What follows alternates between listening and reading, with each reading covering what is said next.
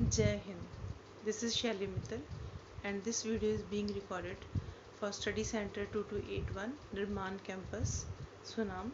The course code is ACC and today we are going to read about Unit 7, that is Motor, Physical and Sensory Development. Basically we are going to talk about newborn babies and infant. हमारा जो previous lecture था हमने उसमें देखा था कि एक जो प्रेग्नेंट लेडी है उसकी केयर कैसे करनी है। एक प्रेग्नेंट लेडी की वूम में जब बेबी होता है तो उसकी डेवलपमेंट कैसे होती है, कैसे वो ग्रो करता है, कैसे उसके सारे प्रोसेसेस जो हैं वो फॉलो होते हैं। आज उसी की कंटिन्यूशन में हम करेंगे कि अगर एक न्यूनेट, एक नया जो बच्चा है, जब उसका जन्म हो जाता है उसके बाद उसकी कौन कौन सी डेवलपमेंट्स जो हमें देखने को मिलती हैं या फिर उसकी केयर कैसे की जानी चाहिए। उसके बाद एक इन्फेंट है जो 1 ईयर तक का, उसकी केयर कैसे की जानी चाहिए, उसमें कौन कौन सी डेवलपमेंट होती हैं, कैसे एक बच्चे की ग्रोथ जो है मॉनिटर की जाती है, उसके लिए क्या पैरामीटर्स हैं, कौन कौन सी ऐसी वैक्सीनेशंस या इंजेक्शंस बच्चे को मैंडेटरी हैं जो उसको बचाते हैं ऐसी बीमारियों से जो जानलेवा हैं। इन सारी चीज़ों के बारे में आज हम इस लेक्चर में डिस्कस करने वाले हैं। तो सबसे पहले हम किसी और चीज़ पे जाने से पहले नियोनेट की डेफिनेशन करेंगे। मैंने आपको प्रीवियस लेक्चर्स में भी बताया था कि वो बच्चा जो first month of the life अपना गुजारता है उसको बोलते हैं नियोनेट। लेकिन नियोनेट स्टेज में आने से पहले एक और भी स्टेज है जिसके बारे में आपके सिलेबस में तो नहीं है लेकिन मैं आपको बताना चाहूँगी, that is parturient stage. PARTUNATE, parturient stage. जब बच्चा अपने मदर के वूम से बाहर पुष्ट होता है, बाहर आता है और उसके अम्बिलिकल कॉर्ड कटने तक 15 to 30 मिनट्स का जो टाइम होता है that is called parturient period. And that period is also very important period because बच्चा उस टाइम जब बाहर आता है अपनी मदर के वूम से, वो मदर के वूम में अंदर एमनियोटिक सैक में होता है, बहुत प्रोटेक्टिव इन्वायरमेंट में होता है, उसको अपनी न्यूट्रिशन मदर से मिल जाता है। लेकिन जब वो बाहर आता है तो he has to adjust with the temperature, with the environment, अपने आसपास का जो वातावरण है उसके अकॉर्डिंगली उसको ढलना पड़ता है। तो ये जो पीरियड है ये बहुत ज़्यादा इम्पॉर्टेंट पीरियड है। इसमें जो केयर गिवर है बेसिकली उसका रोल आता है कि वो बच्चे को किस तरह से हेल्प प्रोवाइड करता है उस इन्वायरमेंट में सस्टेन करने के लिए। अगर गर्म है तो वो ठंडी चीज़ें प्रोवाइड करेगा, अगर ठंडी है तो वो गर्म चीज़ें प्रोवाइड करेगा। और बस इसी के कॉन्टेक्स्ट में आगे हम करते हैं कि जब एक बच्चा पैदा होता है फर्स्ट फ्यू आवर्स उसके कैसे होते हैं। फर्स्ट फ्यू आवर्स में बेसिकली क्या होगा, ये 15 से 30 मिनट के बाद क्या होता है कि बच्चा मदर के वूम से बाहर आ जाता है। बच्चे का नॉर्मल वेट कंसिडर किया जाता है कि वो 2.8 kg का होगा। 2.8 kg से 3.2 kg के बेबी को एक नॉर्मल हेल्दी बेबी माना जाता है। जब एक बेबी पैदा होता है तो उसके शरीर पे एक वाइट सी कोटिंग होती है। वाइट सी कोटिंग कुछ मिनट्स के बाद वो सूखना शुरू कर देती है और वो उतर जाती है। जो न्यू बॉर्न बेबी होता है उसका हेड जो होता है वो थोड़ा बड़ा होता है और जो उसकी बॉडी जो है वो इलोंगेटेड होती है, लंबी होती है, क्योंकि शायद ये लेबर पेन्स के कारण ये चीज़ जो है बच्चे में आ जाती है। और जो ये वाला टाइम है ये बहुत इंपॉर्टेंट टाइम है। बच्चे का जो क्राई है that is also considered very important. जब बच्चा मदर के वूम में होता है तो कुछ एमनियोटिक फ्लूइड जो होता है वो बच्चे की लंग्स में भी चला जाता है। जब बच्चा रोता है तो वो एमनियोटिक फ्लूइड जो है वो बच्चे के लंग से बाहर आता है और बच्चा सांस लेता है। बच्चे का रोना इज़ वेरी वेरी इंपॉर्टेंट। कई बार तो उसको पैट करके थप्पड़ मार के भी रुलाया जाता है, उसकी बैक पे, बटक्स पे उसके थप्पड़ मार के रुलाया जाता है। वो इसलिए होता है ताकि बच्चे को जल्दी से जल्दी ऑक्सीजन उसके लंग्स में जाए और उसका जो ब्रेन है वो जल्दी फंक्शन करना शुरू करे। समटाइम्स लेडीज़ को ये लगता है कि ये बिहेवियर अब नॉर्मल है, but it is very normal behaviour. बच्चों को शुरू में 2-3 दिन थोड़ी ब्रीदिंग प्रॉब्लम्स लगता है हो गई हैं, but it is a normal behaviour. Second है कि जो बच्चे के बड़े इनिशियल के जो टाइम होता है उसमें बच्चा जो है मिल्क सक करने की कैपेसिटी जो है वो रखता है। बच्चे की लिप और ये चिन ये थोड़े पीछे को होते हैं। बच्चे के चीक्स जो है वो चब्बी चीक्स होते हैं, इसीलिए होते हैं ताकि वो अपनी मदर के निपल से मिल्क को सक कर सके।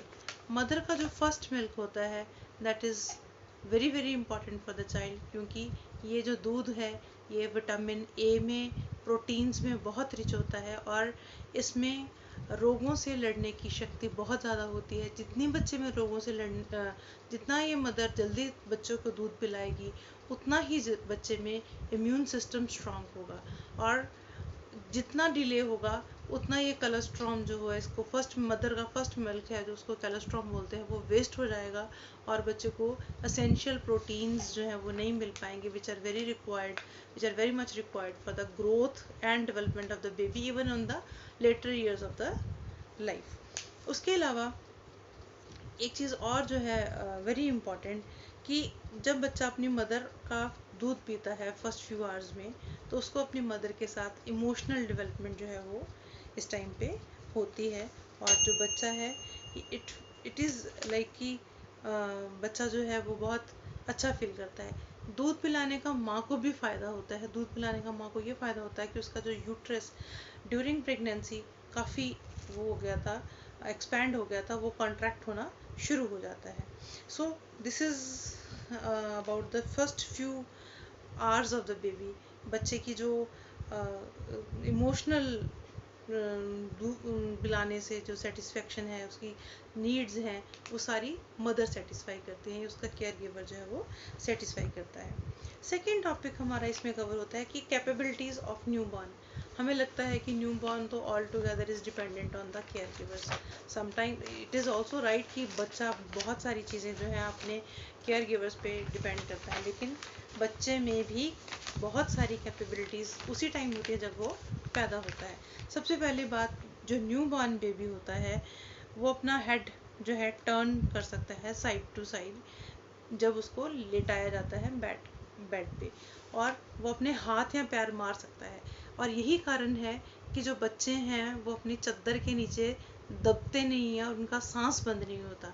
भगवान ने उनको कैपेसिटी दी है कि वो अपने आप को इस तरह से प्रोटेक्ट कर ले। जब बच्चा पैदा होता है उसमें अपने लेग्स और हाथों की मूवमेंट करने की क्षमता उसी टाइम होती है। इसके अलावा कुछ इनवॉलेंट्री एक्शन भी हैं जो बच्चे के ऑटोमेटिकली हो जाते हैं, उनको बोलते हैं रिफ्लेक्सेस। ये मैंने पहले भी अपने लेक्चर में बताया था कि reflexes are very important for the child. Reflexes are basically the automatic physical movement in response to a particular event और अ स्टिमुलाई। यानी कि एक ऐसी मूवमेंट्स हैं जब बच्चे को कोई स्टिमुलाई दी जाती है तो वो ऑटोमेटिकली हो जाती हैं। मोस्टली ये मूवमेंट जो हैं इनवॉलेंट्री होती हैं at the time of birth, और लेटर ऑन स्टेजेस में ये मूवमेंट्स वॉलेंट्री हो जाती हैं। इसके कुछ एग्जांपल्स अब हम करेंगे। सबसे पहला हम करेंगे रूटिंग रिफ्लेक्स। रूटिंग रिफ्लेक्स क्या है कि जब बच्चे को कॉर्नर ऑफ द फेस मारा जाता है तो बच्चा क्या करता है, उस की तरफ फेस अपना टर्न कर लेगा जिस तरफ मारा गया है, और कोशिश करेगा कि उस चीज़ को जो उसके साइड में लगी है उसको वो सक कर ले। This is called routing reflex. Second is sucking reflex. ये बच्चा जब दूध पीता है तो इसी कारण पीता है क्योंकि उसमें पैदा होते ही सकिंग रिफ्लेक्स जो है होता है।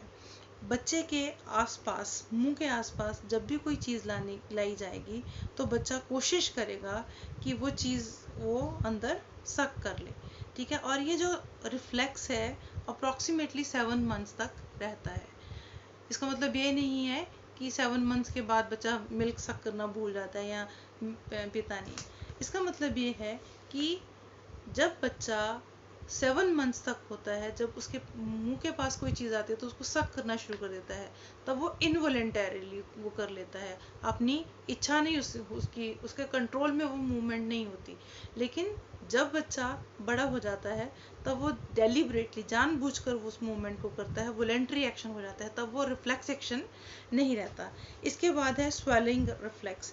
ये स्वेलिंग रिफ्लेक्स है आफ्टर सम टाइम्स बच्चे को अपना जो है मिल्क को सक भी करना है और स्वेलो भी करना शुरू करना है। ये बर्थ के टाइम प्रेजेंट होता है और थोड़ा टाइम बाद ये भी वॉलेंटरी एक्शन जो है बन जाता है। फिर ग्रैस्पिंग जो है, ग्रैस्प रिफ्लेक्स है। बच्चे के पाम के ऊपर कोई भी हम चीज़ डालते हैं या कोई भी प्रेशर डालते हैं तो बच्चा उसको कोशिश करता है उसको पकड़ने की, इसको बोलते हैं ग्रैस्प रिफ्लेक्स। और ये जो है रिफ्लेक्स 4 to 6 मंथ्स तक रहता है और 9th मंथ तक ये अच्छे से रहता है और उसके बाद ये डिसअपियर हो जाता है, फिर उसका एक्शन वॉलंटरीली हो जाता है। फिर है बेबिंस्की रिफ्लेक्स। बेबिंस्की रिफ्लेक्स में क्या होता है, बच्चे के फुट पे ऐसे मारा जाता है। जब बच्चे के आप फुट पे मारोगे तो बच्चा अपनी टोज स्प्रेड कर लेगा और फिर उसके बाद उसको इकट्ठा कर लेगा। पहले जब उसके पैर पे मारोगे उसकी टोज खुल जाएंगी और फिर वो इकट्ठा कर लेगा। That is called Babinski reflex. और ये जो है 4 to 6 मंथ्स तक बच्चे में देखा जा सकता है और 12 से लेकर 18 मंथ के बाद ये रिफ्लेक्स जो है वो डिसअपियर हो जाता है। उसके बाद है मोरो रिफ्लेक्स जो है, it is also very important reflex. जब कोई बच्चे के आसपास साउंड ऊंचा बोला जाता है या बड़ा कोई फिजिकली शॉक दिया जाता है तो बच्चा क्या करता है, अपनी आर्म्स एक्सटेंड कर लेता है, जिस तरफ शोर होता है अपनी आर्म्स को एक्सटेंड कर लेता है और अपनी जो बैक है उसको सीधा कर लेता है। और ये रिफ्लेक्स जो है 7 मंथ्स तक रहता है। बच्चा क्योंकि बहुत स्ट्रांग नहीं होता तो शायद बच्चा डर भी जाता है। Next is tonic reflex. इस रिफ्लेक्स में क्या होता है कि बच्चा अपना हेड टर्न करता है, लेग्स टर्न करता है, आर्म टर्न करता है जिस साइड पे वो बेंड होता है। So means if the infants head is turned on one side, जिस साइड को उसका हेड होगा उसी तरफ उसका लेग होगी, उसी तरफ उसका सारे जो पार्ट है वो एक्सटेंड हो जाएंगे और दूसरी तरफ से वो बेंड हो जाएंगे। So this is called Moro reflex. Sensory capabilities, ये तो हमने करा मोटर कैपेबिलिटीज उसकी कैसे होती हैं। सेकंड है उसकी सेंसरी कैपेबिलिटीज कैसे होती हैं। बच्चा जब छोटा होता है सबसे पहला सेंस ऑर्गन क्या है, हमारा आइज। जब बच्चा छोटा होता है, बहुत न्यू बॉर्न बेबी होता है, वो बहुत कुछ तो नहीं कर पाता लेकिन yes he can recognise between dark and light. उसको पता होता है कि ये लाइट कलर है या डार्क कलर है, मतलब वो कंट्रास्ट समझ सकता है। ठीक है। और जो उसकी आईज हैं वो एक्टिवली सर्च करती हैं लाइट को, जहाँ पे ज़्यादा लाइट होगी वहाँ पे वो कोशिश करेंगी लाइट को ढूंढने की। डार्क पसंद नहीं होता बच्चे को। जो मदर है वो उसका फेस भी इसीलिए रिकॉग्नाइज करता है क्योंकि उसमें भी डार्क और लाइट का कॉन्ट्रास्ट होता है। और जो मूविंग ऑब्जेक्ट है उसको भी बच्चा फॉलो करता है।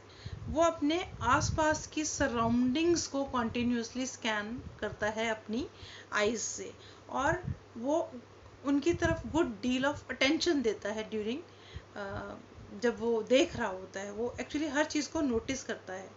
ठीक है। और इसके अलावा बच्चे का जो बच्चे को जो भी उठाता है उसका डिस्टेंस होता है 8 to 10 इंचेस। 8 to 10 इंचेस का मतलब ये है कि बच्चा जिसने उसको उठाया वो उसका फेस जो है रिकॉग्नाइज कर सकता है। जब उसका वो फेस रिकॉग्नाइज करता है तो उसके साथ उसकी इमोशनल बॉन्डिंग जो है वो स्ट्रांग होती है। He can recognise that person और म्यूचुअल जो गेजिंग है उससे इमोशनल बॉन्ड जो है वो बहुत स्ट्रांग होता है। सेकेंड इज साउंड, हियरिंग, है ना। हियरिंग जो है सेंसरी कैपेबिलिटीज़ का सेकंड पार्ट है और सेंस जो है ईयर के थ्रू हम ये सेंस करते हैं।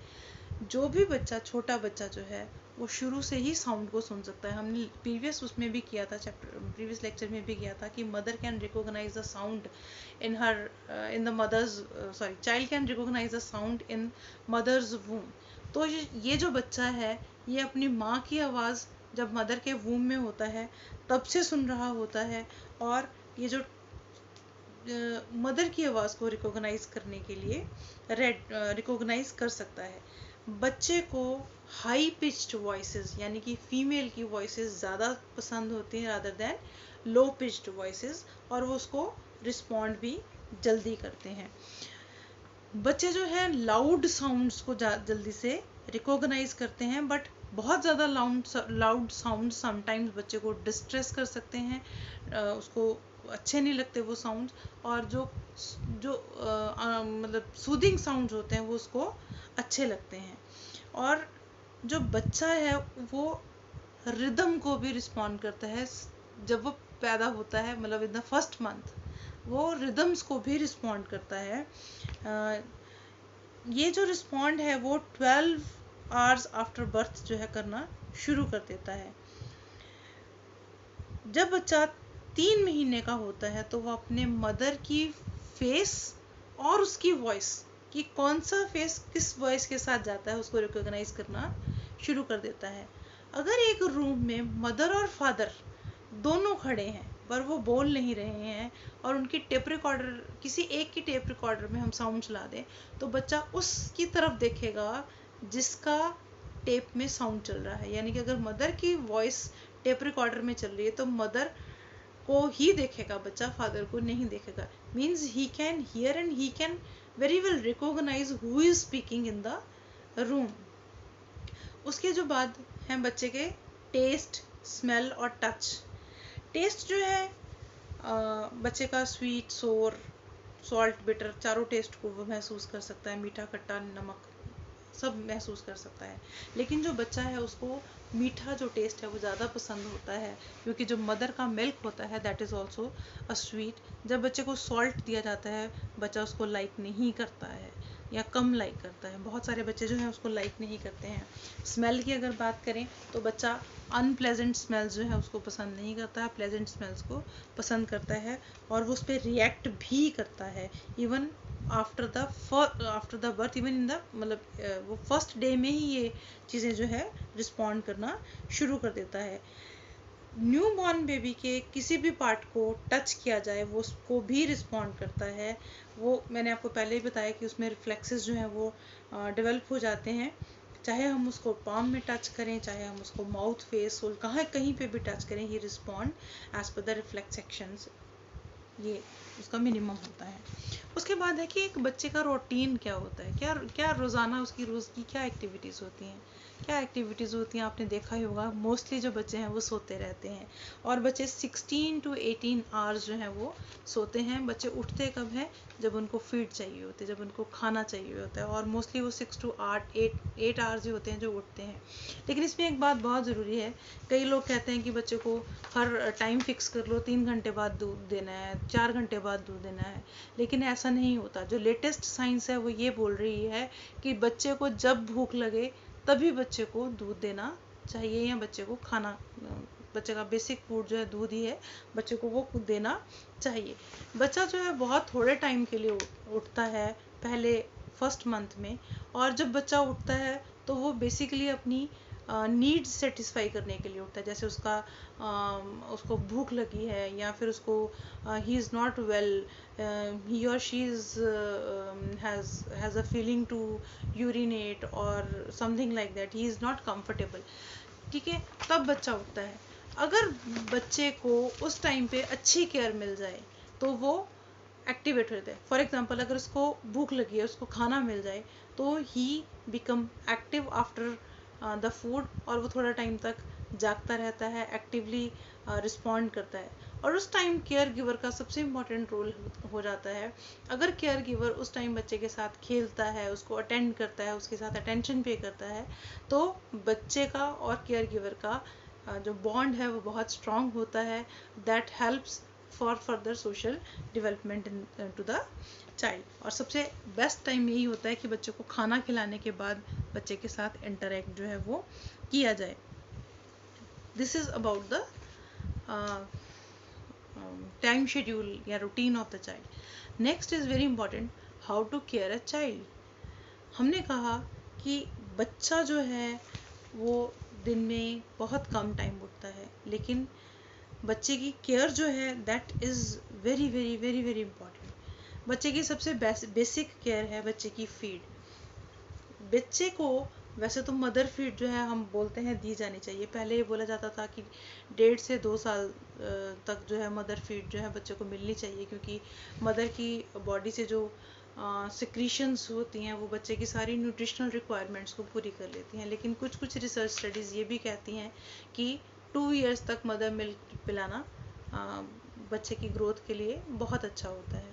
लेकिन आपकी जो बुक है उसमें 1 to 1.5 ईयर लिखा हुआ है, यानी कि 12 to 18 मंथ्स लिखा हुआ है। बच्चे को जब भी बॉटल से दूध पिलाया जाता है या फिर मदर मिल्क पिलाया जाता है, कुछ चीज़ें जो हैं बहुत ध्यान में रखनी चाहिए। नंबर 1, निप्पल जो हैं दैट शुड बी कवर्ड। अगर बॉटल है that should be clean and sterilised properly. Milk अगर बॉटल में दिया जा रहा है तो मिल्क जो है इतना गाढ़ा या पतला नहीं होना चाहिए कि बच्चा डाइजेस्ट ना कर पाए। और जब बच्चे को आप दूध पिला रहे हैं या बच्चे को मदर फीड कर रही है या केयर गिवर फीड कर रहा है, तो there is need to continuously interact with the child. Because अगर हम बच्चे को दूध की बोतल दे के छोड़ देंगे तो बच्चा शायद उस बॉटल को पिए ही ना, बिकॉज बच्चे का उस time grip, no doubt gripping reflex, जो ग्रास्पिंग रिफ्लेक्स है वो डेवलप होता है, लेकिन रिफ्लेक्स जो है वो बहुत थोड़े टाइम के लिए होते हैं। बच्चा can not hold the things properly. हमने पहले भी पढ़ा था कि जो डेवलपमेंट है वो 2 फेजेस में होती है। तो जो प्रॉक्सिमोडिस्टल है उसमें बच्चा सबसे पहले अपनी आर्म यूज़ करना शुरू करेगा रादर देन फिंगर्स और पाम। सो बच्चे का ये अभी डेवलपमेंट जो है, फिजिकल मेच्योरिटी जो है वो नहीं होती। Biologically he is not ready to take care of herself or himself. It is very important to be there when you are feeding a child, right?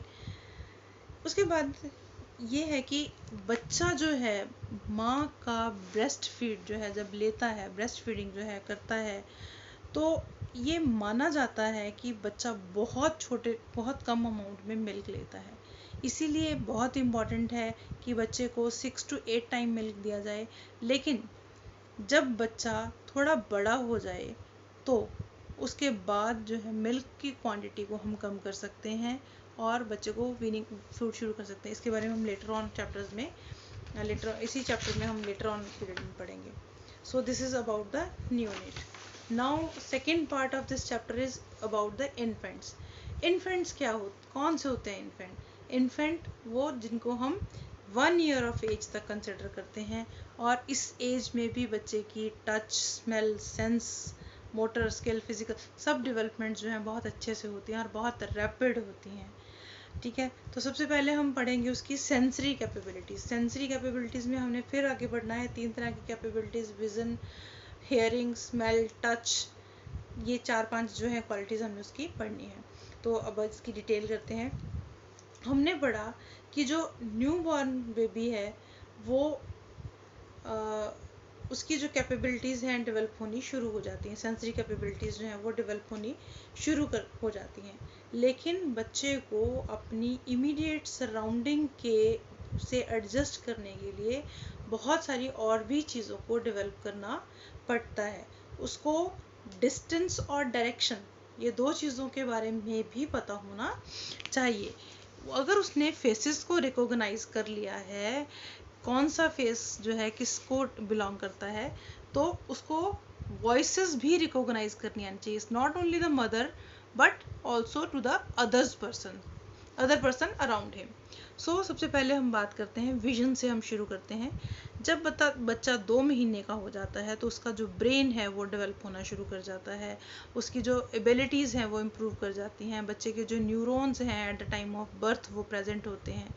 लेकिन न्यू बॉर्न बेबी में भी ये जो प्रेजेंट होते हैं नर्व सेल्स, जिसको हम neurons बोलते हैं, वो प्रेजेंट होते हैं। लेकिन ये जो पीरियड होता है बच्चे की मैक्सिमम ग्रोथ के लिए इम्पॉर्टेंट होता है। जो बच्चा है he can observe the toys and वो कोशिश करता है कि अपने आसपास जो टॉयज़ पड़े हैं उनको ग्रैस्प करे। वो कलर की डिस्टिंक्शन जो है 2 महीने में शुरू कर देता है, और चाहे वो दूर पड़े हैं ऑब्जेक्ट, चाहे वो बहुत नज़दीक पड़े हैं, वो उनको कोशिश करता है कि उन तक वो पहुंच जाए। जब बच्चा 2 से 3 महीने का होता है तो वो उस ऑब्जेक्ट की डिटेल्स के बारे में जानना शुरू कर देता है। वो फेमिलियर और अनफेमिलियर, नॉन फेमिलियर जो प्रोडक्ट्स हैं उनके बारे में भी रिकॉग्नाइज करना शुरू कर देता है कि ये प्रोडक्ट तो मैंने पहले देखा और ये मैंने नहीं देखा। जब बच्चा 3 महीने का हो जाता है तो वो अपने पेरेंट के फेस में और अदर लोगों के फेस में डिस्टिंग्विश करना शुरू कर देता है, और वो कलर्स के बारे में भी डिस्टिंग्विश करना शुरू कर देता है। जब बच्चा 5 से 6 महीने का होता है तो वो मदर के फेस के इमोशंस को रीड करना शुरू कर देता है कि मेरी माँ खुश है, मेरी माँ गुस्से है, मेरी माँ स्ट्रेस में है, मेरी माँ सैड है, फियर है, और वो उसके अकॉर्डिंगली रिस्पॉन्ड करता है। अगर उसकी माँ दुखी है या उस पर शाउट कर रही है तो ही ऑल्सो स्टार्टेड क्राइंग, और बच्चा इस चीज़ को समझता है when he is 5 to 6 months old. जब बच्चा 7 months का हो जाता है तो वो सारी चीज़ें हैं वो सब he has remarkable achievement to understand each and everything, ठीक है। he can judge the expressions and understand its meaning। ये जो चीज़ें हैं उसके सोशल रिलेशन बनाने में बहुत हेल्प करती हैं। सो this is about the vision, बच्चे की सेंसरी जो कैपेबिलिटीज़ हैं उसके बारे में। Next is about the hearing capabilities. बच्चे में जब एक इन्फेंट है उसमें वो शुरू से ही साउंड को रिकॉग्नाइज तो कर लेता है क्योंकि वो मदर की साउंड को सुनता आ रहा है, लेकिन जो बड़ा बच्चा होता है वो डिस्टिंग्विश कर सकता है वेरियस साउंड्स के बीच। उसको पता होता है कि ये बेल की साउंड है, ये किसी बर्तन की साउंड है, तो वो he can distinguish and by the 6 month he can जज द डायरेक्शन कि कहाँ से ये साउंड आ रही है, ठीक है। 1 महीने के बाद ही कैन डिस्क्रिमिनेट कि बेल कौन सी है, ग्रैंड मदर क्या सिंग कर रही है, उसको रिदम को रिस्पॉन्ड करता है ना।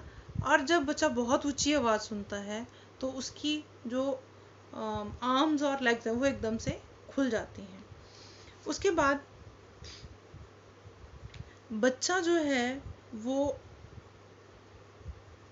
ये भी जान सकता है कि कौन सी वॉइस किस फेस के साथ जाती है, ये मैंने आपको पहले भी बताया। बच्चे का जो सेंस डेवलपमेंट ऑफ स्पीच है वो भी बहुत अच्छी इस टाइम पे होती है, क्योंकि वो बहुत सारी साउंड्स को सुनता है। जितनी वो साउंड्स को सुनता है उतना वो रेप्लिकेट करने की कोशिश करेगा in the later on period of his और हर लाइफ, तो बच्चा उसको भी रिस्पॉन्ड करता है।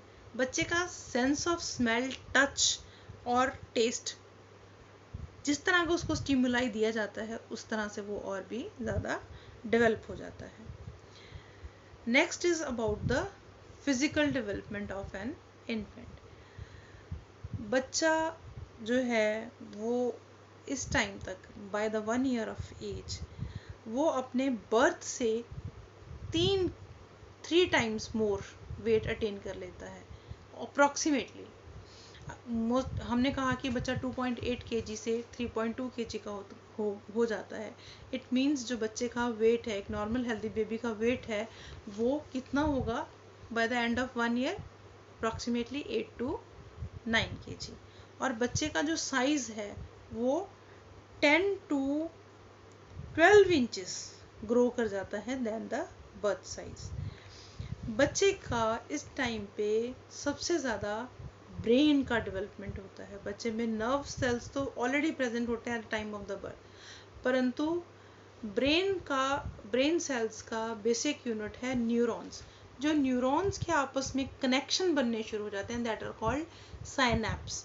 जो मैक्सिमम साइनैप्स हैं वो इसी एज में डेवलप होने शुरू कर जाते हैं। इसीलिए कहा जाता है कि बच्चे का 2 years तक का जो डेवलपमेंट है, ब्रेन डेवलपमेंट, वो बहुत इम्पॉर्टेंट है। और इस टाइम पे बच्चे से जितना हम इंटरेक्ट करेंगे उसके जो ब्रेन कनेक्शन है उतने ही ज़्यादा अच्छे बनेंगे। जितने ज़्यादा उसके ब्रेन के कनेक्शन बनेंगे उसका लेवल ऑफ इंटेलिजेंस उतना ही ज़्यादा बढ़िया होगा। ये बहुत सारी रिसर्चेस ने प्रूव किया है। और जो बच्चे का इंटरेक्शन है सोशल इमोशनल, ये भी इस चीज़ से बहुत प्रभावित होगा क्योंकि नंबर ऑफ इंटरेक्शंस जो है वो ज़्यादा होगी। शेप और प्रोपोर्शन ऑफ द बॉडी, जब बच्चा पैदा होता है हमने बताया था कि सिर उसका ज़्यादा बड़ा होता है, लेकिन जब बच्चा बाहर आता है तो उसका टॉर्सो पोर्शन और लेग्स, यानी कि टॉर्सो पोर्शन मैंने आपको पहले भी बताया था कि गले से नीचे वाला जो पोर्शन है वो, और लेग्स के ऊपर वाला पोर्शन, ये टॉर्सो पोर्शन प्लस लेग्स जो है उसकी बड़ी हो जाएंगी और बच्चा थोड़ा प्रोपोर्शनेट हो जाता है, क्योंकि जब बच्चा पैदा होता है तो वो थोड़ा इम्प्रोपोर्शनेट होता है। क्यों होता है? क्योंकि उसका जो सिर है वो ज़्यादा डेवलपमेंट उसकी ज़्यादा होती है, हमने पहले भी ये पढ़ा था। तो जो उसकी बोन्स होती हैं पहले वो बहुत सॉफ्ट होती हैं, by the end of 1 year वो थोड़ी हार्डन हो जाती हैं, फ्लेक्सिबल हो जाती हैं, और जो उसका मसल्स का साइज़ है वो भी इंक्रीज कर जाता है।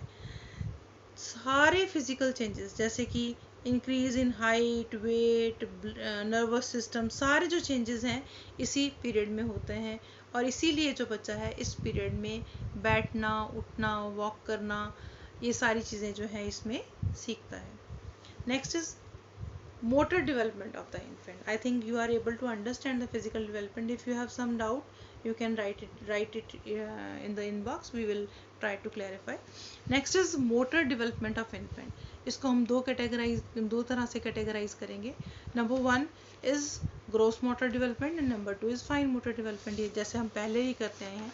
gross motor development में जो हमारे लार्ज मसल्स हैं उनकी कोऑर्डिनेशन की बात करते हैं, जैसे भागना, एल्बो का, और सारे ये जो हैं शोल्डर का, हिप्स का, बैक का, जिससे हम रनिंग, क्लाइंबिंग, थ्रोइंग वगैरह कर सकते हैं. और फाइन मोटर डेवलपमेंट जैसे हमारे फिंगर्स की मसल्स की डेवलपमेंट है, जैसे रिस्ट के मसल्स की डेवलपमेंट है, grasping of some object, these are the example of some fine motor development. और बच्चे के ये जो सारे डेवलपमेंट है 1.5 ईयर तक ये बहुत ही अच्छे से सारे डेवलपमेंट जो हैं हो जाते हैं. जो पहले 3 मंथ होते हैं उस पहले 3 मंथ्स में जो बच्चा है उसके सेंटर में अगर हम कोई चीज़ टांग दें तो बच्चा is not able to concentrate on that thing. क्यों नहीं कॉन्सेंट्रेट कर पाता? क्योंकि एक टॉनिक जो रिफ्लेक्स है, मैंने आपको बताया था कि जिस तरफ कोई चीज़ होगी उसी तरफ बच्चा देखेगा और अपनी लेग्स और जो हैंड है उसी तरफ एक्सटेंड करेगा. तो बच्चे का मुंह जिस तरफ होगा वो उसी तरफ ही रिफ्लेक्स करता है, क्योंकि बच्चा अपनी गर्दन को एक साइड बाय साइड तो कर सकता है लेकिन उसको सेंटर में फिक्स नहीं कर पाता. तो जो पहले 3 मंथ है, 1 to 3 मंथ्स जो हैं, कोई भी चीज़ अगर ऊपर टांगी होगी वो सस्पेंडेड चीज़ की तरफ नहीं देखेगा, टॉनिक नेक रिफ्लेक्स होने के कारण वो उस तरफ जो है मुड़ जाएगा. जब बच्चे के 3 मंथ्स हो जाएंगे तो वो अपने ऊपर, सिर के ऊपर टंगी हुई चीज़ है उसको देख पाएगा, क्योंकि जो उसका मिड लाइन पे जो अपना वो हेड है वो उसको टिका सकता है.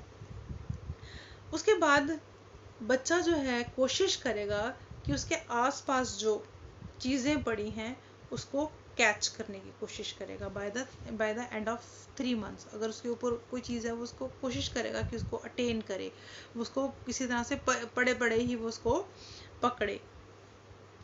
वो अपनी आर्म्स को भी एक्सटेंड करेगा, अपनी लेग्स को भी एक्सटेंड करेगा, तो वो कोशिश करेगा कि उस ऑब्जेक्ट को हिट करे. उसके बाद ये आता है कि जो बच्चा है उसका जो जब ये 3 मंथ्स का है तो वो बहुत सारी चीज़ें पकड़ तो नहीं पाएगा, लेकिन वो टच करने का उसका आई एंड हैंड कोऑर्डिनेशन जो है वो थोड़ा अच्छा होगा. उसके बाद जब बच्चा 4 to 6 मंथ्स का होगा वो पलटी लेना शुरू कर देता है. आपने देखा होगा कि बच्चा जो है घूमना शुरू कर देता है बेड पे. उस टाइम पे जो मदर है या केयर गिवर है उसको मैक्सिमम अटेंशन देने की ज़रूरत है बच्चे को, क्योंकि बच्चा बेड से गिर सकता है. और बच्चा जब 5 से 6 महीने का हो जाता है तो वो क्या करता है, अगर हम बच्चे को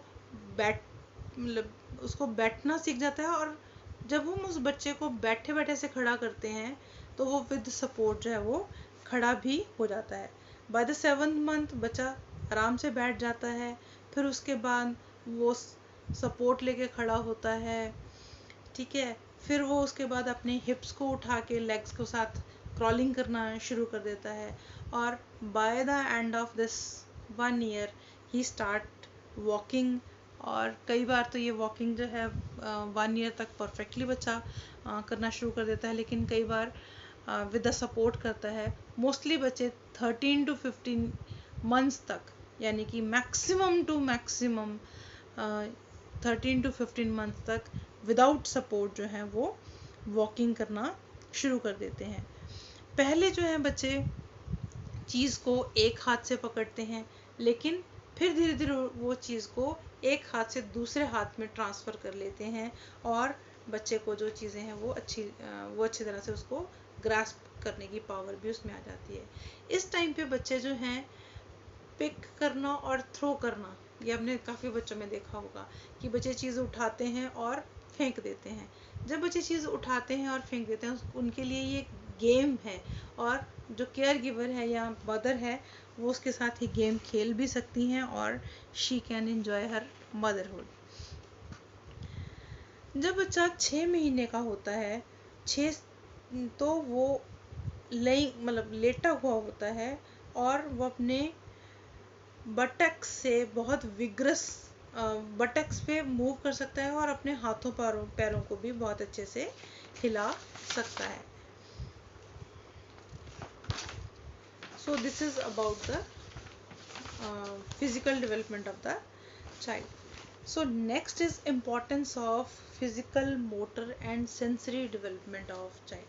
इन तीनों का होना क्यों ज़रूरी है? बच्चे में ये अगर ना हो तो कोई फ़र्क पड़ता है? यस, बहुत फ़र्क पड़ता है। सारी लाइफ ही बच्चे की इन डेवलपमेंट्स पे, इन इन्फेंसी ईयर्स पे डेवलप करती है। ये इन्फेंट पीरियड जो है that is very very important. Number 1 क्यों इम्पॉर्टेंट है? उसकी रेंज ऑफ एक्टिविटीज़ जो हैं वो बहुत बढ़ जाती हैं। सिर्फ वो केयर गिवर्स पे डिपेंडेंट नहीं होता, उसकी फिज़िकल, मोटर, सेंसरी डेवलपमेंट से मूवमेंट ऑफ फ्रीडम जो है वो बहुत बढ़ जाती है। बच्चा जो है चीज़ उठा सकता है, उसको एक्सप्लोर करता है, उसको मैनिपुलेट करने की कोशिश करता है, और वो कोशिश करता है कि वो बहुत सारी लैंग्वेज जो है वो सीखे, और जो उसकी रेंज ऑफ एक्टिविटीज़ है नंबर 1 वो इंक्रीज़ हो जाती है। बच्चे को सेकंड पॉइंट है कि पॉजिटिव फीलिंग्स आती हैं, बच्चे का कॉन्फिडेंस इंप्रूव होता है, बच्चा बहुत सारी चीज़ों को कंट्रोल करना सीखता है, और बच्चे में इंडिपेंडेंस जो है वो आती है। थर्ड है changing physical, motor and sensory skills of the infant also influence the way the people respond to her and nature of interaction between them. Thus it helps in social development. यानी कि अगर ये तीनों development हैं तो social और emotional development जो है वो भी बहुत अच्छे से होती है। हमारा नेक्स्ट टॉपिक है that is maturational behaviour and environmental influence on physical, sensory and motor development. इसके बारे में हमने पहले भी बहुत डिटेल में पढ़ा था। Now we will go through it, just a quick review of it. Maturation क्या होती है? Basically biological readiness of a child, उसको बोलते हैं हम मैचुरेशन। यानी कि अगर एक बच्चा जो है, अगर हम उसको इन्वायरमेंट क्या है आपका? वातावरण। अगर हम एक बच्चे को बहुत अच्छा इन्वायरमेंट भी दे दें, लेकिन वो बायोलॉजिकली मेच्योर ना हो उस एक्टिविटी को परफॉर्म करने के लिए, तो उस केस में बच्चा वो एक्टिविटी परफॉर्म नहीं कर सकता। Means both of them play their own role, they have their own specific role to play. So कुछ चीज़ें हैं वो डिपेंड करती हैं हेरिडिटी पे, मैचुरेशन पे, कुछ चीज़ें जो हैं वो डिपेंड करती हैं इन्वायरमेंट पे। जैसे हेरिडिटी पे क्या चीज़ें डिपेंड करेंगी? जैसे बच्चे का वेट है, हाइट है, बहुत सारी चीज़ें हैं, जैसे चाइल्ड अपीयरेंस है, उसका आइज़ का कलर, ये सारी चीज़ें डिपेंड करती हैं बच्चे के हेरिडिटरी पे कि उसके पेरेंट्स का कैसा कलर था, उसके जीन्स किस तरह के थे। हमने पहले भी आपको बोला था कि जीन्स जो हैं they are codes of transmitter. और दूसरा है इन्वायरमेंट। इन्वायरमेंट जो है, अगर हम बच्चे को पॉजिटिव इन्वायरमेंट देते हैं, चाहे वो बच्चा किसी तरह का भी हो, तो बच्चे को कॉन्टीन्यूस अपॉर्चुनिटीज़ मिलती हैं, उसको किसी चीज़ की प्रैक्टिस मिलती है, अच्छी डाइट मिलती है, अच्छा इंटरेक्शन मिलता है, तो बच्चे की जो डेवलपमेंट है वो अच्छी होती है। जैसे मोटर डेवलपमेंट, मोटर स्किल्स हैं उसके अच्छे होते हैं। जैसे जिम्नास्टिक है, ज़रूरी नहीं कि जो पेरेंट्स हैं अगर वही जिम्नास्टिक करते होंगे तो ही बच्चा जो है जिम्नास्टिक का प्लेयर हो सकता है, ठीक है। जिम्नास्टिक का प्लेयर होने के लिए ही needs to have opportunity, good diet and everything. So this is about the maturational and environmental influence on physical, motor and sensory development. Next is care of an infant. It is again a very important and very important topic. Number one, क्यों important है? क्योंकि बच्चा अभी भी चाहे उसमें बहुत सारी कैपेबिलिटीज़ जो हैं बाय बर्थ अवेलेबल हैं, लेकिन he depends on the caregiver for his survival. सबसे पहले तो हम इसमें करेंगे कि जब बच्चा छोटा होता है तो exclusively he is on mother feed, और अगर जहाँ मदर फीड अवेलेबल नहीं है तो वहाँ पे बॉटल फीड बच्चा लेता है. जो मदर फीड है वो शुरू की जाती है राइट फ्रॉम द बर्थ, और ये कंटिन्यू होती है 6 मंथ तक. आपकी जो बुक है इसमें लिखा गया है कि जो बच्चे को 4 मंथ्स तक मदर फीड जो है दी जानी चाहिए, लेकिन 6 मंथ तक आजकल डॉक्टर बोलते हैं कि प्रिस्क्राइब किया जाता है कि 6 मंथ जो है that is a good period, और 6 मंथ तक सिर्फ और सिर्फ बच्चे को माँ का दूध ही दिया जाए, उसके अलावा कुछ ना दिया जाए. हाँ, जो बच्चे बॉटल पे होते हैं उनको ये रिकमेंड किया जाता है कि you can add some water in the milk, अगर वो गाय का भैंस का दूध है, बफलो का दूध है. उसके अलावा जब बच्चा 6 मंथ का हो जाता है उसकी फिज़िकल रिक्वायरमेंट्स जो है वो बढ़ जाती हैं, और बच्चे को सप्लीमेंट्री फूड जो है वो दिया जाता है. मदर मिल्क जो है वो छोड़ा नहीं जाता. मदर मिल्क मैंने आपको पहले भी बताया 1.5 से 2 साल तक भी दिया जा सकता है. और सप्लीमेंट्री फूड का मतलब ये होता है कि बच्चे को दूध के साथ साथ कुछ एडिशनल देना शुरू करना. सबसे पहले जो है बच्चे को लिक्विड डाइट दी जाती है, जिसमें दाल का पानी हो गया या फिर फ्रूट जूसेस हो गए या कोई सूप्स हो गए, वो पतले पतले जो हैं वो दिए जाते हैं. उसके बाद बच्चे को सेमी सॉलिड्स शुरू किए जाते हैं. जैसे सेरेलैक वैसे तो रिकमेंड नहीं किया जाता कि हम बाहर के फूड दें, बट आजकल ये भी एक सप्लीमेंट्री फूड की तरह दिया जाता है. दलिया है, खिचड़ी है, केला मैश करके दिया जा सकता है. मीन सेमी सॉलिड फूड जो बच्चा इजीली ले सके. और तीसरा है उसके बाद जब बच्चा थोड़ा बड़ा हो जाता है तो उसको सॉलिड फूड्स जो हैं वो शुरू कर देने चाहिए by the end of 9th और 10th मंथ. बच्चे को कभी भी शुरू में बहुत ज़्यादा, बच्चे की खाने की कैपेसिटी कम होती है, इसलिए बच्चे को शुरू में कभी भी बहुत ज़्यादा फूड जो है वो नहीं देना चाहिए. बहुत स्मॉल क्वांटिटीज़ में देना चाहिए. जब बच्चा उसका टेस्ट ट्राई कर ले तभी उसको उसकी क्वांटिटी को बढ़ाना चाहिए, और वो धीरे धीरे बढ़ाना चाहिए. और बच्चे को फोर्सफुली कोई भी चीज़ जो है वो नहीं देना चाहिए. हर चीज़ धीरे धीरे बच्चे को इंट्रोड्यूस करनी चाहिए. कोशिश करनी चाहिए कि जो बच्चे को फूड्स दिए जा रहे हो वो फ्रेश फूड ही हो. बहुत टाइम से लॉन्ग जो टाइम पहले कुक किया हुआ फूड है वो ना दिया जाए. बच्चे को बहुत ज़्यादा गर्म या बहुत ज़्यादा ठंडी चीज़ नहीं दी जानी चाहिए. It should be of the optimum temperature.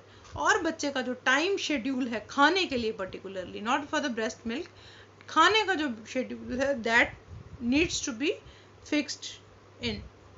बच्चे को एक टाइम पे एक ही नई चीज़ इंट्रोड्यूस की जानी चाहिए. एक टाइम में 10 चीज़ें जो है नई इंट्रोड्यूस नहीं की जानी चाहिए. बच्चे को टेस्ट का नहीं पता चलता. So this is about the care of the infant. Next is health care and immunization. आपको पता है कि इम्यूनाइजेशन क्या है. किसी बच्चे की बॉडी में जब हम किसी रोग के वीक किए हुए या डेड कीटाणु डाल देते हैं, उससे क्या होता है कि बॉडी में एंटीबॉडीज़ प्रोड्यूस हो जाती हैं. जो वो एंटीबॉडीज़ प्रोड्यूस होती हैं वो एक ऐसे सिपाही हैं जो बॉडी में उस जो पैथोजन, वीक पैथोजन या डेड पैथोजन हमारा गया था उसको तो मार देते हैं, लेकिन वो हमारी बॉडी में सदा के लिए सिपाही बन के खड़े हो जाते हैं. बच्चों को कुछ डेडली डिजीज़ जो हैं बहुत टाइम पहले रिकॉग्नाइज हुई थी, उनके ट्रीटमेंट के लिए ये जो कुछ वैक्सीनेशन दवाइयाँ जो हैं बच्चे की इम्यूनिटी को बूस्ट करने के लिए बच्चे में छोड़ी जाती हैं. जो वैक्सीनेशन है वो बेसिकली 4-5 जो हैं चीज़ें डिजीज़ हैं उसके लिए मेनली डाली जाती हैं।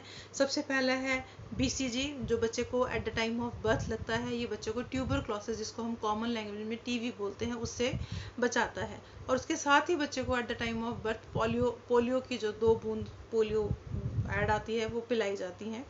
उसके बाद बच्चे को diphtheria, pertussis and tuberculosis tetanus DPT का इंजेक्शन लगता है। और उसके साथ ही पोलियो जो है उसकी 2 बूंदें पिलाई जाती हैं। ये इंजेक्शन जो है 1.5 महीने, 2.5 महीने और 3.5 महीने पे भी लगता है।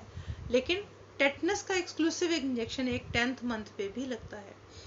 9th से लेके 12th मंथ के बीच में बच्चे को वैक्सीन ऑफ मीजल जो है दी जाती है। लेकिन आजकल जो है vaccine of measle has been replaced by the vaccine of MMR, that is measle, mumps and rubella की जो मेडिसिन है वो दी जाती है। क्योंकि रुबेला जो है माना जाता है एक बहुत खतरनाक डिजीज़ है और बच्चों को लेटर ऑन स्टेजेस में मस्कुलर जो है इससे प्रॉब्लम हो जाती है, आइज़ की भी प्रॉब्लम हो जाती है।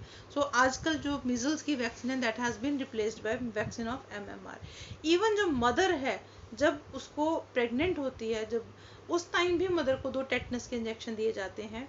वो टेटनस के इंजेक्शन पहले तो 3rd और 4th मंथ में दिए जाते थे, लेकिन आजकल ऐसा कॉन्सेप्ट नहीं है। आजकल जो कॉन्सेप्ट है उसमें अगर 2 इंजेक्शन है, अगर एक पहले इंजेक्शन लगा है तो एक on the spot of delivery भी जो है इंजेक्शन जो है दिया जा सकता है।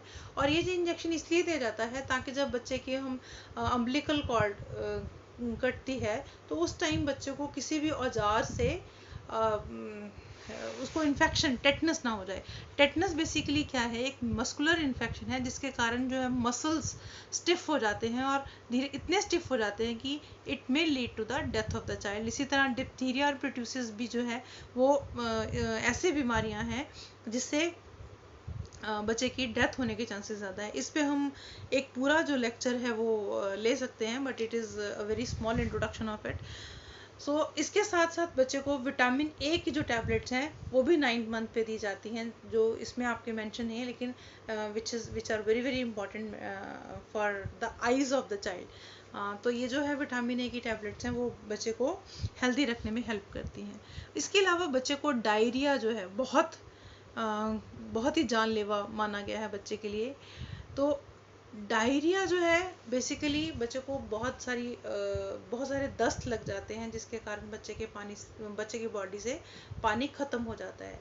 जब ये पानी ख़त्म हो जाता है तो बच्चे it may lead to the death of the child. इसको प्रिवेंट किया जा सकता है अगर बच्चे को नमक, एक चुटकी नमक, एक बड़ा चम्मच चीनी और बॉइल्ड पानी का जो घोल है उसको बच्चे को थोड़े थोड़े टाइम बाद पिलाया जाए। लेकिन इट इज़ वेरी इंपॉर्टेंट कि बच्चे को मेडिकल हेल्प भी जो है साइड बाय साइड जो है प्रोवाइड की जाए।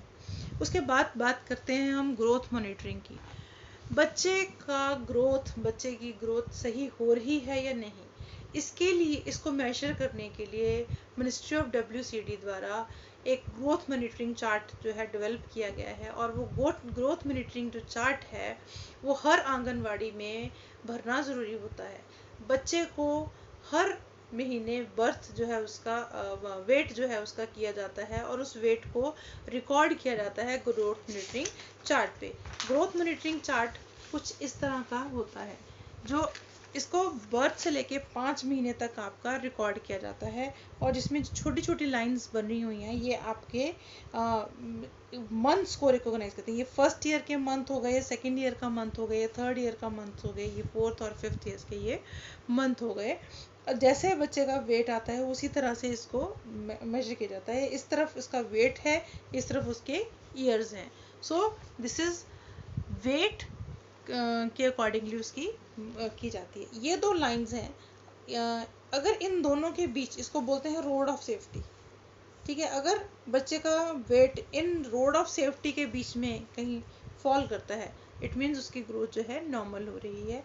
अगर बच्चे का वेट जो है इस तरह जाता है इट मीन्स ग्रोथ जो है हो रही है। अगर लाइन स्ट्रेट है इट मीन्स जो ग्रोथ है वो स्टेबल है, ग्रोथ नहीं हो रही है, जहाँ बच्चा था वहीं पे वो है।